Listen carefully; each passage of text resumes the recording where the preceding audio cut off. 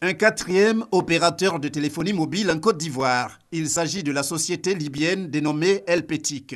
C'est le Conseil des ministres tenu ce mercredi qui l'annonce. Le nouvel opérateur a sa base à Dubaï. Relativement donc à la procédure d'octroi d'une quatrième licence, le processus conduit par la RTCI et le ministère de l'économie numérique et de la Poste a abouti au choix de l'entreprise libyenne Helpétic qui opère déjà dans plusieurs entreprises TIC ailleurs dans le monde.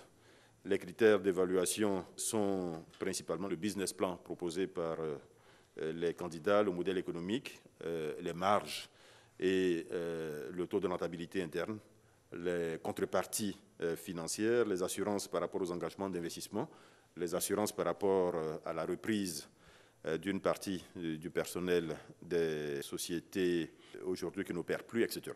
Une autre information capitale annoncée par le Conseil, elle concerne le programme élargi de vaccination. Dans le but d'accroître l'indépendance vaccinale de notre pays, le Conseil a décidé d'anticiper le paiement des vaccins et consommables du programme élargi de vaccination. Cette mesure permettra principalement de prémunir notre pays contre les ruptures en vaccins traditionnels et ainsi de mieux protéger la population, principalement les enfants.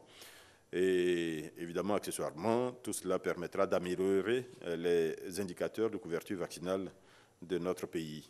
Toujours sur le plan de la santé, la mesure visant à la réglementation de la publicité au sujet des médicaments, également à l'ordre du jour du Conseil.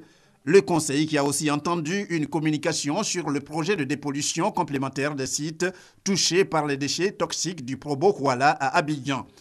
Le Conseil a donné son accord en vue de la poursuite et de l'achèvement donc du projet avec toutes les activités restantes. Il s'agit notamment des travaux de suivi de la chaîne trophique et du suivi sanitaire des populations du village de la Gibi. Ces travaux complémentaires de dépollution donc, sont prévus pour prendre fin en décembre 2017.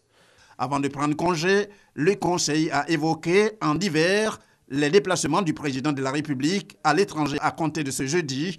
Il a notamment fait cas du voyage du chef de l'État au Canada et surtout de celui des États-Unis où le président Alassane Ouattara va assister à la 71e session ordinaire de l'Assemblée générale de l'ONU.